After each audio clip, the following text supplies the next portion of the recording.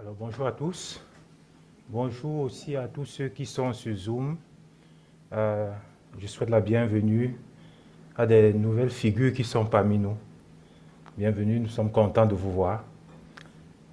Alors, ce matin, nous allons continuer notre série que nous avions commencée, un survol de l'Épître aux Hébreux. C'est le troisième message, l'avant-dernier. Donc, pas la semaine prochaine, le mois prochain, ça sera la fin de ce message et une conclusion là-dessus. Avant de commencer le message de ce matin, je vais juste un peu nous situer où nous sommes rendus la dernière fois. Et principalement, la dernière partie de mon message, la dernière fois, je ne vais pas reprendre tout le message. La dernière partie du message portait sur le sacerdoce de Jésus-Christ, c'est-à-dire le service de Christ comme grand prêtre, comme ce grand prêtre par excellence. Et nous avons dit que le sacerdoce de Jésus-Christ, qui était préfiguré par le sacerdoce du grand prêtre Melchisédek, était un sacerdoce universel, un sacerdoce éternel, un sacerdoce de justice et un sacerdoce de paix, parce qu'à cause de Christ, Christ nous a apporté la paix avec Dieu par son sacrifice à la croix, sa mort et sa résurrection, afin que quiconque croit en cela, en sa mort et sa résurrection, a la paix avec Dieu, est réconcilié avec Dieu. Et nous avons dit que le sacrifice de Christ était un sacrifice parfait, contrairement au sacrifice, le sacerdoce de Christ était un sacerdoce parfait, contrairement au sacerdoce lévitique, qui était imparfait. Et nous allons le voir par la suite aussi dans le chapitre 8 et le chapitre 9 de notre message de ce matin. Pourquoi est-ce que ce sacrifice-là était parfait comparativement au sacrifice, au sacerdoce lévitique qui était imparfait?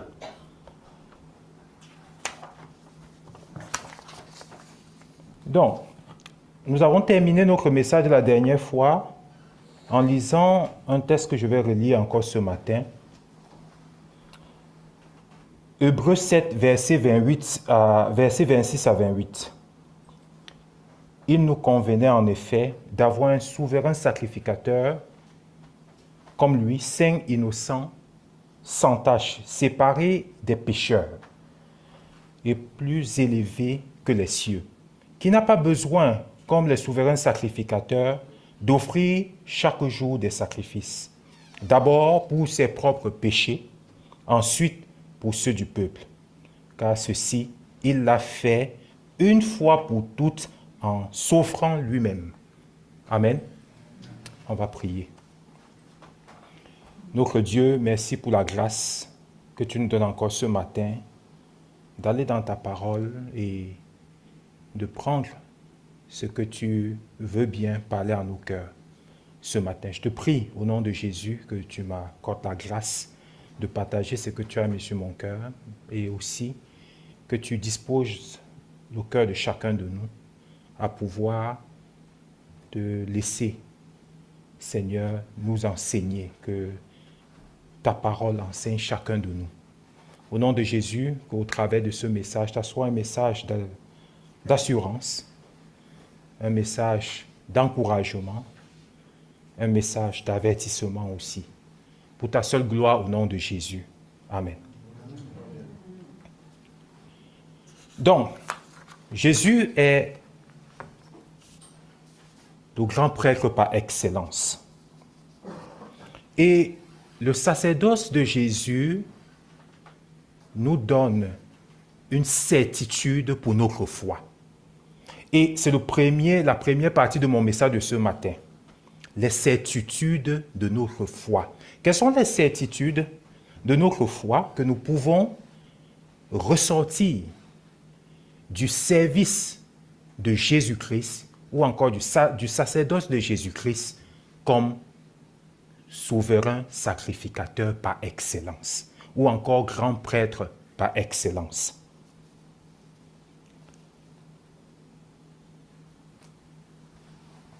La première chose qu'on peut relever dans le sacerdoce qui était effectué par les prêtres ou le grand prêtre à l'époque lévitique, c'était que c'était limité. C'était limité pour plusieurs raisons. La première, il devait être répété constamment. Donc, constamment, il fallait faire des sacrifices pour demander pardon à Dieu pour le péché. Et c'était incapable de pouvoir donner une conscience parfaitement pure. Donc, le sacrifice lévitique était incapable de pouvoir donner une conscience parfaitement pure. Raison pour laquelle il fallait à chaque fois faire le sacrifice pour le péché. Et à chaque fois qu'on faisait le sacrifice pour le péché, ça rappelait toujours le souvenir du péché. Hébreux 9, verset 8 à 9 dit « Le Saint-Esprit nous montre par là que l'accès au lieu très saint n'est pas ouvert tant que subsiste le premier tabernacle. Nous avons là une représentation symbolique des réalités de l'époque actuelle. Elle signifie que les offrandes et les sacrifices qu'on présente ainsi à Dieu sont incapables de donner une conscience parfaitement nette à celui qui rend un tel culte.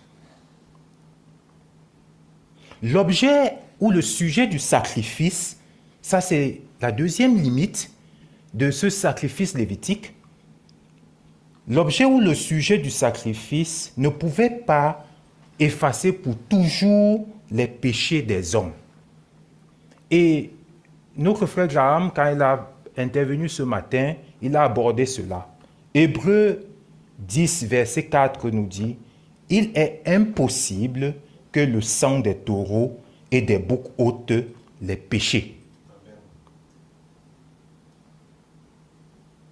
Mais par contre, il fallait bien que le sang soit versé. La parole de Dieu dit « Il n'y a pas de pardon de péché sans effusion de sang. » Alors, s'il fallait bien un pardon universel, éternel, une fois pour toutes, il fallait que le Seigneur déploie un autre moyen. D'où le moyen de Dieu a été Dieu lui-même, venu en tant que vrai homme et vrai Dieu. Entrant dans le tabernacle céleste, comme nous allons le voir, une fois pour toutes, afin d'offrir le sacrifice parfait. Le sacrifice parfait qui devait effacer une fois pour toutes le péché de l'humanité. Et ce sacrifice parfait-là était lui-même. Il devait mourir à la place du pécheur, lui juste qu'il était. Afin que par sa mort, Dieu pardonne le pécheur, purifie sa conscience ou encore son cœur. Quand on parle de son cœur, on parle de sa conscience. Parce que, à cause du péché, la conscience des hommes et des femmes ont été corrompues. Quand on parle de corrompu, ça veut dire que ce qui monte naturellement dans le cœur de l'être humain ne glorifie pas toujours Dieu à cause du péché. le cœur de l'homme a une morale corrompue. La notion de la morale, c'est-à-dire la notion du bien et du mal, est mélangée dans le cœur de l'homme et on peut le voir dans la société. Dans l'œuvre de Christ à la croix, le sacrifice de Christ à la croix a été un sacrifice parfait pour pouvoir purifier aussi la conscience de l'homme.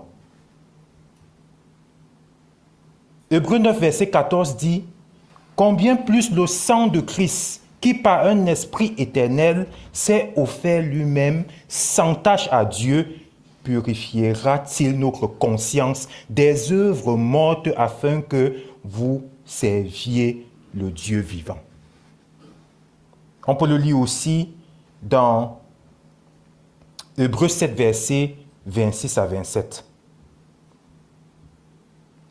Donc, par le sacrifice de Christ à la croix, si je mets ça, je résume ça un peu, nous avons des certitudes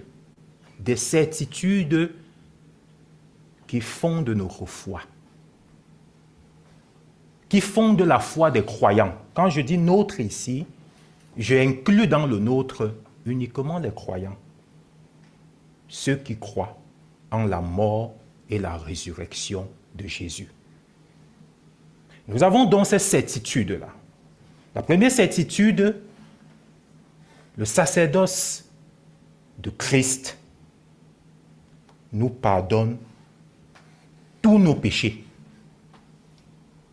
On peut le voir dans Hébreux 9, versets 24 à 28. Je vais lire.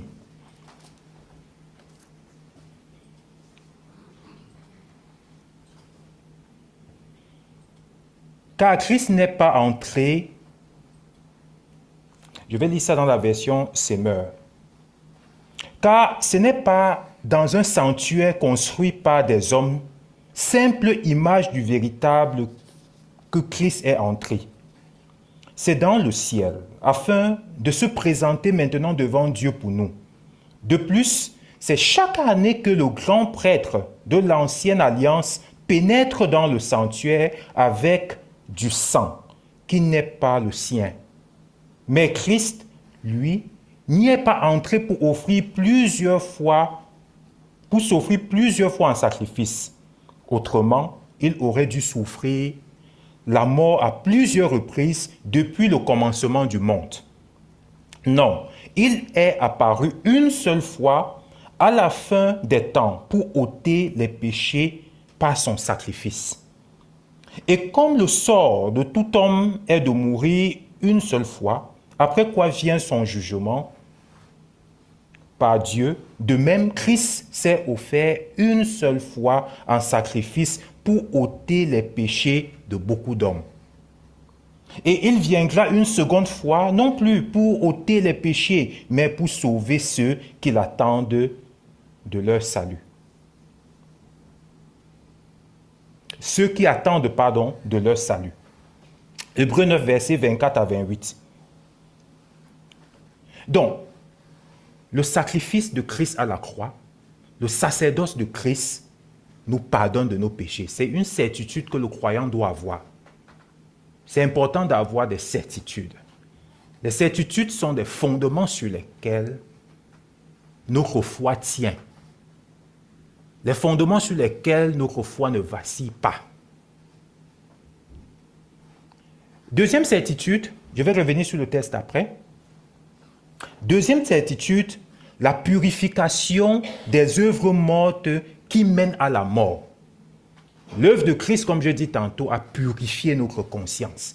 Et nous rendons, parce que notre conscience a été purifiée, notre cœur a été purifié par le Saint-Esprit, nous rend capables de pouvoir honorer et servir Dieu. Un cœur qui ne connaît pas Dieu, un cœur qui n'est pas encore passé par la transformation de la nouvelle naissance, ne peut pas honorer et servir Dieu. C'est une certitude. On peut le lire dans Hébreux 9, verset 14. Je ne vais pas le lire. L'autre certitude, le sacerdoce de Christ nous justifie. Justifier signifie déclarer sans péché. Donc, à cause de Christ, devant Dieu, Dieu nous voit saints au travers de Jésus. Sinon, qui vivrait? Comme la parole dit, Seigneur, si tu comptais nos fautes. C'est un texte que j'aime beaucoup. Si tu comptais nos fautes, Seigneur, qui vivrait? Et ça, c'est vrai. Donc, Christ, l'œuvre de Christ à la croix, justifie, te déclare Dieu au travers de Jésus-Christ, te déclare sans péché. Et c'est important. Donc, si tu es ici ce matin et tu te poses encore la question sur ta vie, est-ce que tu es sauvé? Quel est le sens de ta vie? Peut-être tu as de la culpabilité à cause de ton péché. Cette vérité aussi te concerne. Parce que c'est pourquoi Jésus est venu. Et quelqu'un l'a dit ce matin, que Jésus n'est pas venu pour les justes. Jésus n'est pas venu pour condamner, mais il reviendra pour condamner. Il est venu pour sauver. Il est venu pour sauver le pécheur que j'étais. Il est venu pour sauver peut-être le pécheur que tu es. Et ça, là, c'est gratuitement. Nous allons le voir par la suite.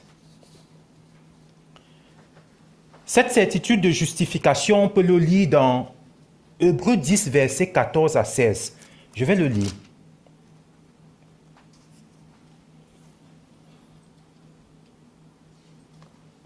Car par une seule offrande, il a amené à la perfection pour toujours ceux qui sont sanctifiés. C'est ce que le Saint-Esprit nous atteste aussi, car après avoir dit, « Voici l'alliance que je ferai avec eux. Après ces jours-là, dit le Seigneur, je mettrai mes lois dans leur cœur et je les écrirai dans leur esprit. Et je ne me souviendrai plus de leurs péchés ni de leur iniquité. » Or, là où il y a pardon des péchés, il n'y a plus d'offrande pour le péché. Amen. Quatrième certitude du croyant, la vie éternelle. C'est une certitude. S'il n'y avait pas l'espérance de la vie éternelle, pourquoi est-ce que je croirais au christianisme? La seule chose fondamentale qui donne au christianisme d'être vrai, comparativement à toute autre religion, c'est que le christianisme résout le problème de la vie après la mort. Aucune religion ne répond avec certitude où passerais-tu l'éternité? Et Christ a répondu à cette question. Et Christ l'a démontré par sa mort et sa résurrection. Amen. Si Jésus n'était pas ressuscité, comme Paul a dit, mangeons et buvons car demain nous mourrons. Il n'y a pas d'espérance si la résurrection n'est pas vraie. Et le pourquoi le christianisme est assez attaqué, c'est pour cette réalité-là. Et on va l'aborder. C'est une réalité qui n'est pas une réalité physique, une réalité spirituelle, mais qui reste une vérité. La résurrection de Jésus est le fondement de ma foi.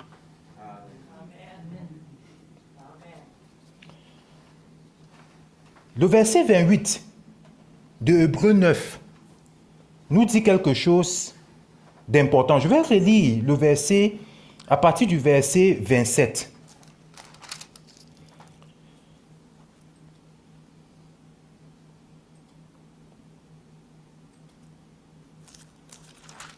Le verset 27, ça dit, « Et comme il est réservé aux hommes, de mourir une seule fois, après quoi vient le jugement, de même Christ, qui s'est offert une seule fois pour ôter les péchés de beaucoup d'hommes, apparaîtra sans péché une seconde fois à ceux qui l'attendent pour leur salut. » C'est une assurance, mais au même moment, un avertissement. Parce que quand le Seigneur reviendra, pour ceux qui l'attendent pour leur salut, c'est pour que cela soit dans la félicité céleste avec Dieu. Mais un avertissement pour ceux qui auront refusé de croire au nom du Fils de Dieu. Parce que pour eux, comme Hébreux 9, 27 dit, c'est le jugement. Donc, il est réservé à l'homme de mourir une seule fois, après quoi vient le jugement. C'est maintenant quand on est vivant qu'on fait le choix de son éternité. Le lendemain ne nous appartient pas. Et quand l'heure a sonné, on ne peut plus rien faire. Donc, j'encourage tous ceux qui n'ont pas encore fait ce choix, qui m'écoutent peut-être sur Zoom, sur Internet, ici. C'est un appel d'amour du Seigneur. Le salut que Jésus offre gratuitement. Ce n'est pas par nos œuvres, afin que personne ne puisse se glorifier. Et on va le voir par la suite, que même dans l'Ancien Testament, on n'était pas approuvé par Dieu par les œuvres qu'on menait, mais simplement par la foi en Dieu. Donc, ce n'est pas la foi, un engagement sincère devant le Seigneur, une vraie repentance et une conversion, a fait de Jésus son Seigneur et son Sauveur. Parce que lui seul, il est mort à la croix pour ton péché et il a été ressuscité comme preuve de la vie éternelle qu'il nous offre gratuitement.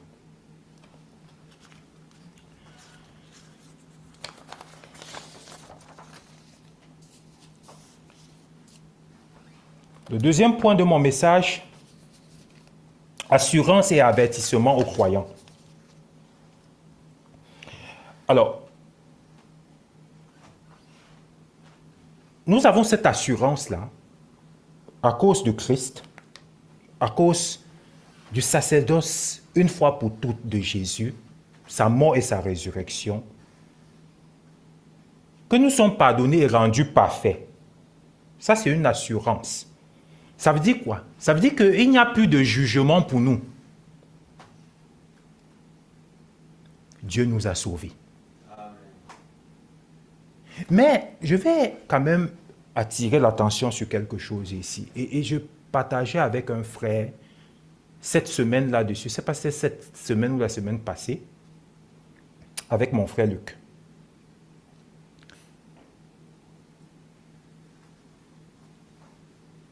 L'avertissement du Seigneur nous donne de nous interpeller. Si quelqu'un a un seul instant, un doute dans son cœur pour son salut, il est bon pour lui de résoudre ce doute-là. Parce que c'est une réalité qu'on sait dans son cœur avec Dieu. On ne peut pas tromper Dieu ou se tromper soi-même quand on est sauvé. Quand on est sauvé et on le sait.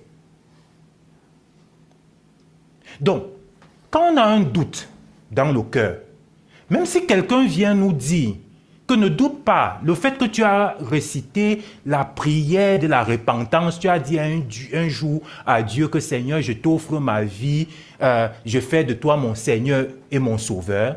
Si tu as un doute dans ton cœur, ça veut dire que c'est très probable que ça a été une récitation et non une parole venant sincèrement de ton cœur. Parce que le sceau du Saint-Esprit est vrai. Quand le Seigneur transforme ton cœur, il a transformé ton cœur. Si on me réveille le matin, on me dit, Romaric, si tu es sauvé, je dis oui à 100%, sans réfléchir, c'est un réflexe. Parce que je sais, j'ai cette certitude-là, que Dieu m'a sauvé par Jésus-Christ. Donc, c'est important de prendre ça au sérieux. L'autre certitude de notre foi, nous sommes désormais, à cause de l'œuvre de Christ, en communion avec Dieu. C'est merveilleux, hein?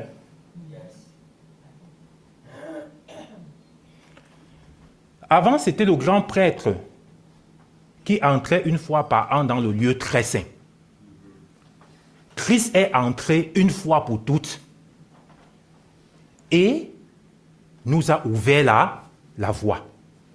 Nous avons aujourd'hui une communion directe avec Dieu. Ça là, c'est une assurance de notre foi. Savoir que, à cause du sang de Jésus, nous pouvons nous approcher devant notre Seigneur. Il n'y a rien de plus merveilleux. Hébreux 10, verset 19 à 21, je vais lire.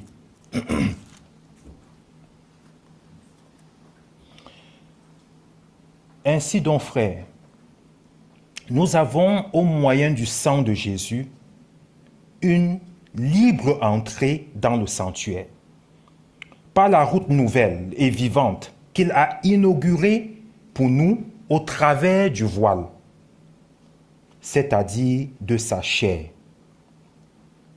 Et nous avons un souverain sacrificateur établi sur la maison de Dieu.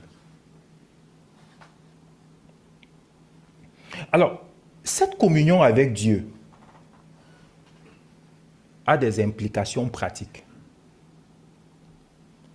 Si on est réellement en communion avec Dieu, le désir de notre cœur sera de plaire à Dieu et de vivre dans la vérité.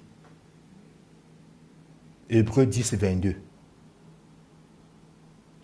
Le désir de notre cœur sera la persévérance dans la foi. Hébreux 10, 23. Et on va le lire dans le chapitre 11 d'Hébreux.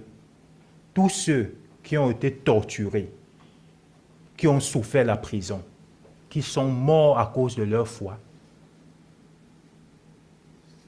c'est parce qu'ils savaient, ils avaient cette certitude-là, cette assurance-là, de la communion avec Dieu qu'ils avaient, ça leur donnait la force de persévérer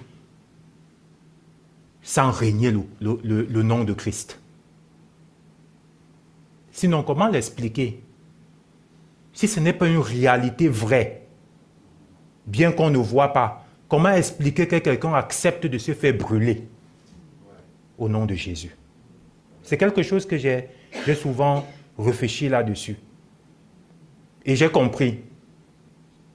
J'ai compris parce que par le Saint-Esprit, j'ai saisi cette réalité céleste-là. Et il donne à chaque croyant sincère de saisir cette vérité.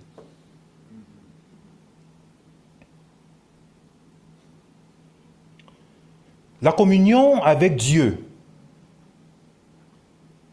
me donne de vivre l'amour envers mon prochain et de pratiquer le bien. Amen. Hébreux 10, verset 24.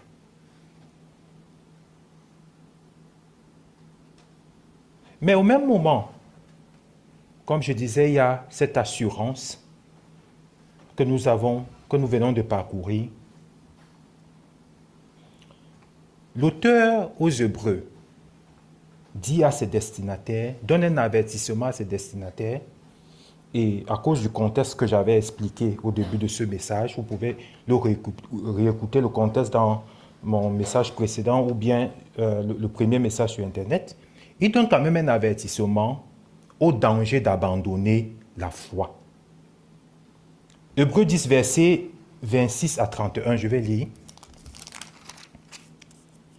Car si nous péchons volontairement, après avoir reçu la connaissance de la vérité, quand on parle ici, si nous péchons volontairement, on ne parle pas d'un péché ponctuel, ok? Parce que chacun de nous ici, même croyant, il arrive qu'on pêche. Si quelqu'un dit qu'il est croyant et qu'il ne pêche pas, c'est faux. Il ment. Mais on parle d'une décision propre de retourner vivre dans le péché. C'est différent. Et c'est fondamental parce qu'il y a souvent un débat là-dessus. Dieu ne nous a pas créés comme des marionnettes. Dieu nous a créés libres. Et la notion du libre arbitre est fondamentale depuis la Genèse. Et c'est symbolisé par quelque chose de très fort. Dieu dit, voici l'arbre de la connaissance du bien et du mal. Le jour que tu vas manger, tu vas mourir. Il laisse le choix à l'homme. Dieu vient de créer l'homme libre de sa propre décision. Et l'entrée du péché dans le monde a été la décision de l'homme de désobéir à Dieu. Dieu aurait pu ne pas mettre cette condition de l'arbre de la connaissance du bien et du mal. Ne pas mettre cette règle-là. Il est Dieu. Il aurait pu. Mais Dieu a voulu un être libre. Et c'est fondamental. Donc, je dis ça pour dire que c'est de façon délibérée. L'auteur met en garde là-dessus. Que fais attention. De façon délibérée de décider d'abandonner la foi que tu crois. Il dit, car si nous péchons volontairement après avoir reçu la connaissance de la vérité, il ne reste plus de sacrifice pour les péchés, mais une attente terrible du jugement et l'ardeur d'un feu qui dévorera les rebelles.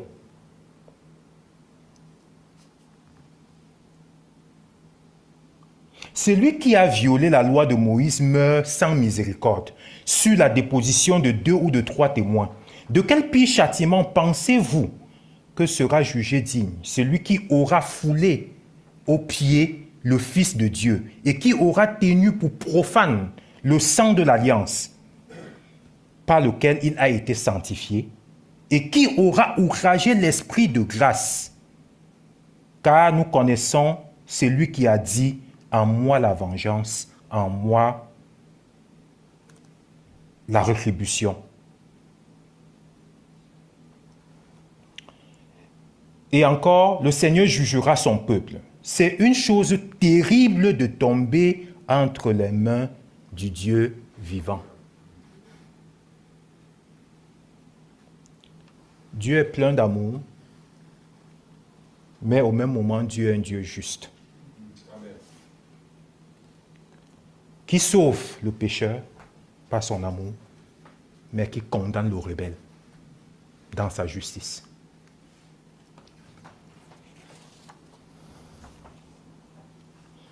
Au verset 10-36, ayant averti, l'auteur encourage les croyants.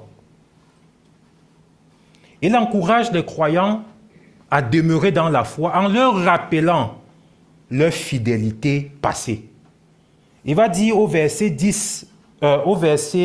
32 à 34 du chapitre 10, il dit ceci, « Souvenez-vous de ces premiers jours où, après avoir été éclairés, vous avez soutenu un grand combat au milieu des souffrances.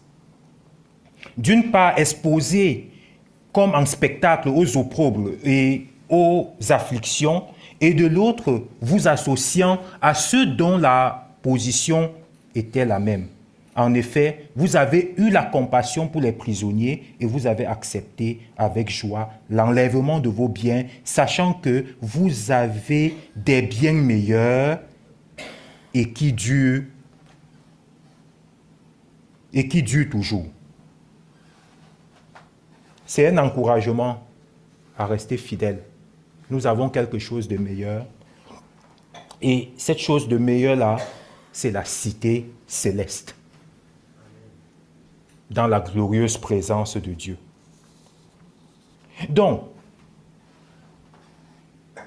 par le sacerdoce de Christ qui nous sauve, ces assurances que nous avons, ça nous donne une certitude des réalités invisibles. Et c'est ça que nous allons voir dans la dernière partie de mon message ce matin. La certitude des réalités invisibles. Le chapitre 1 commence par quelque chose de magnifique. Ça dit la foi est une façon de posséder, ça c'est la version Semeur, c'est qu'on espère. C'est un moyen d'être sûr des réalités qu'on ne voit pas.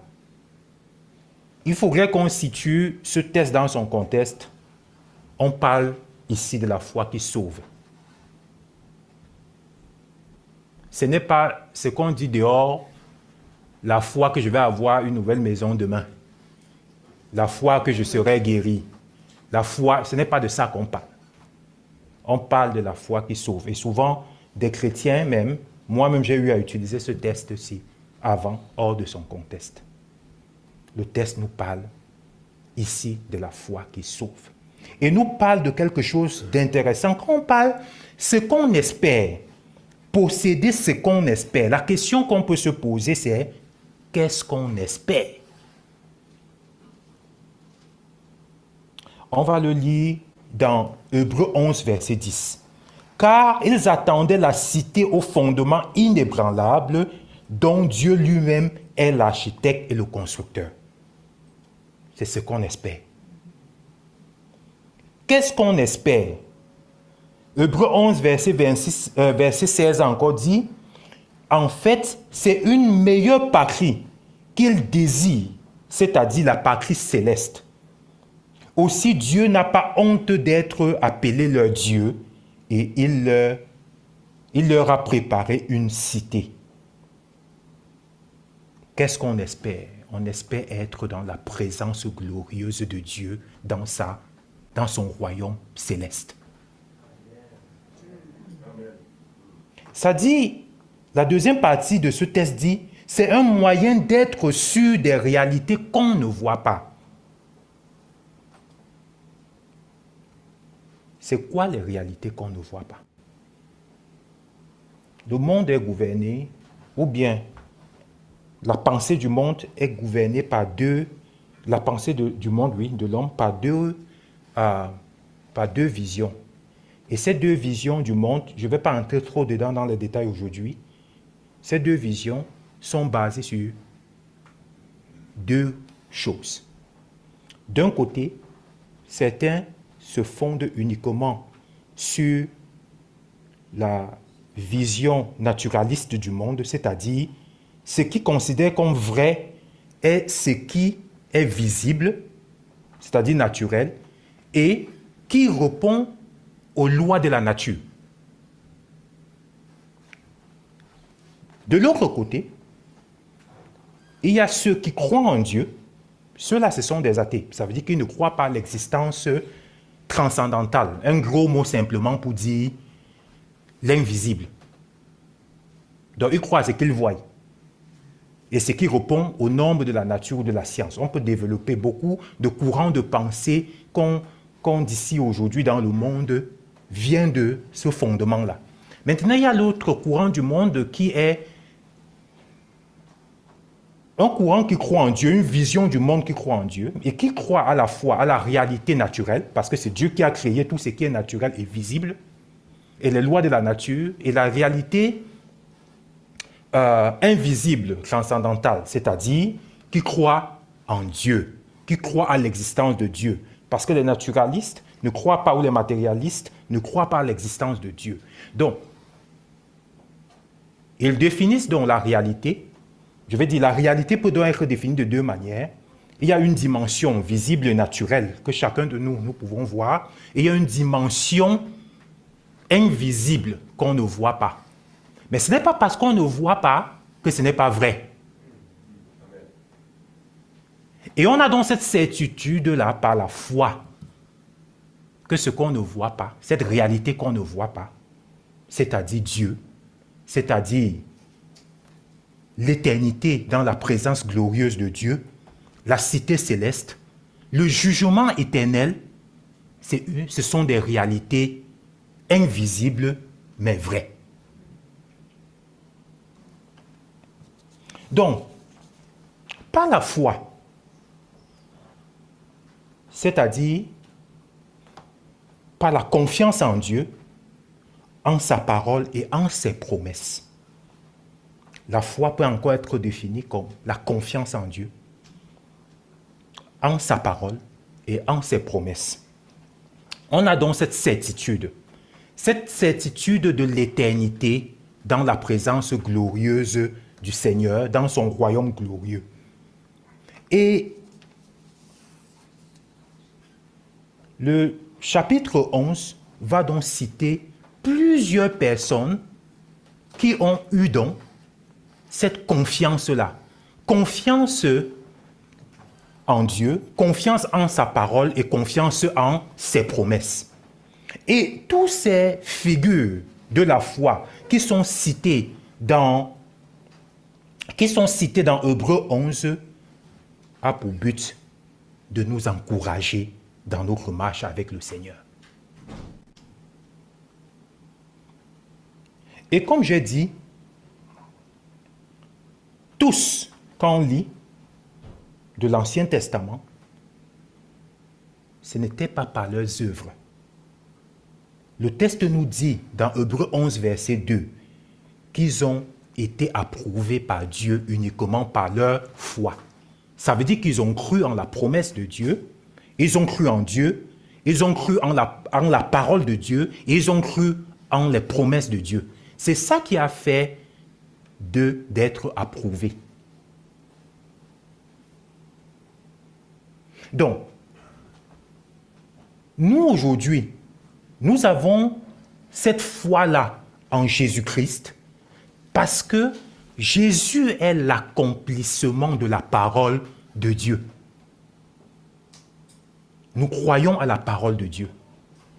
Et cette foi en Jésus-Christ-là nous sauve, nous donne d'être approuvés par Dieu. Comment Jésus est l'accomplissement de la parole de Dieu? Dans Genèse 3, verset 15, on lit ceci. « Je mettrai entre toi et la femme, entre ta postérité et sa postérité, je mettrai, inimitié entre toi et la femme, entre ta postérité et sa postérité. Celle-ci t'écrasera la tête et tu lui blesseras le talon. » Jésus est l'accomplissement de cette parole-ci. Il a vaincu Satan. Quand il dit « je mettrai inimitié », il parle de Satan qui venait de tromper la femme et l'homme. Et Jésus est l'accomplissement de cela. Hébreux 2, versets 14 à 15 dit « Ainsi donc, puisque les enfants participent au sang et à la chair, il y a également participé parlant de Jésus lui-même, afin que, par la mort, il anéantisse celui qui a la puissance de la mort, c'est-à-dire le diable, et qu'il délivra tous ceux qui, par crainte de la mort, étaient toute leur vie retenus dans la servitude. Christ est l'accomplissement de la parole de Dieu.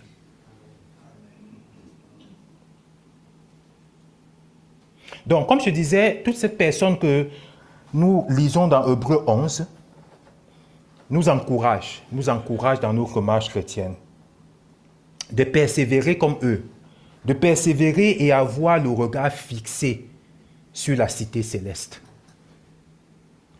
de persévérer et avoir le regard fixé sur la résurrection, comme Hébreux 11, verset 35 nous dit. D'autres, en revanche, ont été torturés. Ils ont refusé d'être délivrés afin d'obtenir ce qui est meilleur, la résurrection. Amen. Amen. Alors, malgré les épreuves auxquelles certains furent confrontés, comme on va le lire, ils sont demeurés fidèles dans leur foi en Dieu et leur espérance en la patrie céleste, parce qu'ils avaient ça en vue. Rien ne pouvait les distraire. Et c'est un encouragement pour nous, comme je disais, afin que nous aussi, dans notre marche sur cette terre, en tant que croyants, nous pouvons, certains font déjà face à des épreuves sur toutes les formes. Nous aussi, peut-être aujourd'hui, nous ne faisons pas encore face à des épreuves, mais il pourrait arriver que nous fassions face à ces épreuves, à des épreuves qui sont multiformes. Ça peut être le rejet, ça peut être la prison, ça peut être les difficultés de la vie, ça peut être des incompréhensions, ça peut être des souffrances physiques ou psychologiques. Mais rappelons-nous que le Seigneur est toujours là pour nous encourager. Rappelons-nous que la foi que nous confessons en Jésus-Christ nous garantit quelque chose de meilleur, de bien meilleur. Être dans la présence glorieuse de Dieu dans sa cité céleste et passer toute l'éternité avec notre Seigneur et Sauveur Jésus-Christ. Amen. Amen. Seigneur, merci pour ta grâce que tu nous donnes encore ce matin d'écouter ta parole. Merci pour cette parole merveilleuse que tu reconfortes nos cœurs, que tu nous remplis d'assurance. Seigneur, que tu nous interpelles à demeurer fidèles, à persévérer jusqu'au bout. Seigneur, je te prie pour chacun de nous ici et pour moi-même que tu nous donnes de demeurer fidèles à toi. Au nom de Jésus, je t'ai prié. Amen.